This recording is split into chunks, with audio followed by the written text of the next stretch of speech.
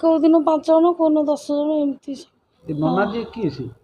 ନନାଜୀ ସେ ମାଲିକ, ସେ ଘରର ମାଲିକ ନିଜେ କରୁଥିଲି। ଏଇ କିଛି ଦିନ ହେଲେ ଲୋକ ନୂଆ ନୂଆ ଖୋଜିଲେ ମୋଟା ହେଇଗଲି ପଇସା କିନ୍ତୁ ଛାଡ଼ନ୍ତିନି, ନିଅନ୍ତି।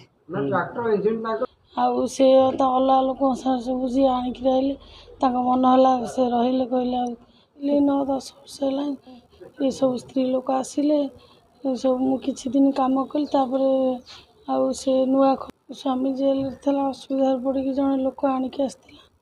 ତାପରେ ନନାଜୀ କିଏ ସେ? ନନାଜୀ ସେ ମାଲିକ, ସେ ଘରର ମାଲିକ।